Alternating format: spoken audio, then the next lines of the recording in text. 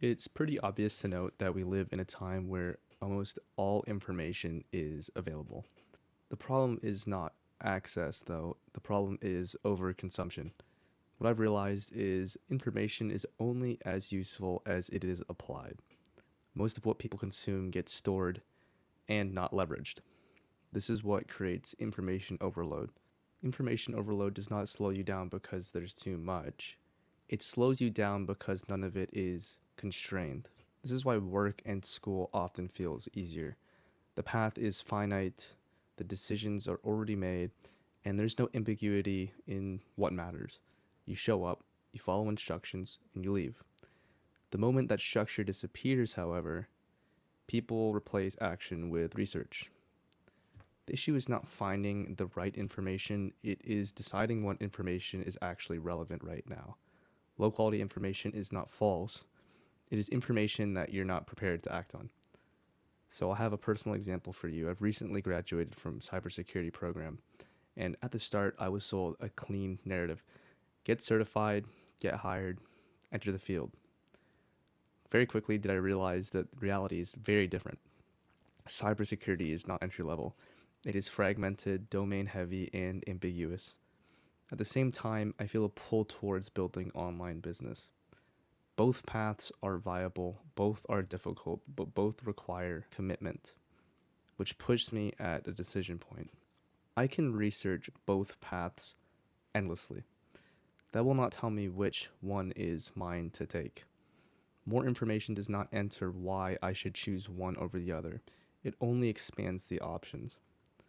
So, first principle constraints. You already know at your core what you want to move towards, how you would start if you had to, and why one direction pulls harder than the other.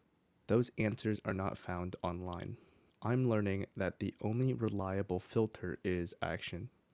When you take it down to minimal viable steps each day, you begin to generate data. Patterns appear, bottlenecks become visible, and clarity follows movement, not thought. So, write your goals down, then strip them back into basic, minimum viable actions.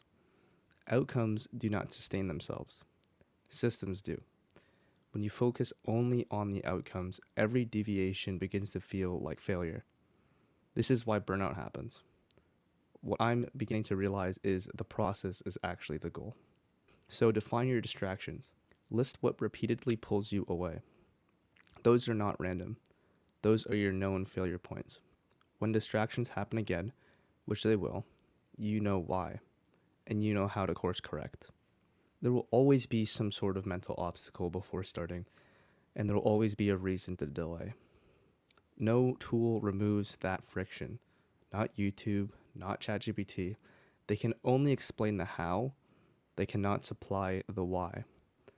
I'm aware of how much of a double-edged sword ChatGPT can be as an ideation partner, and I've even used it while building the script. The model I'm operating under right now is very simple. Execution is binary.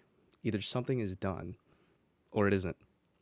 In my case, most of what sits between those two states tends to be noise, not progress.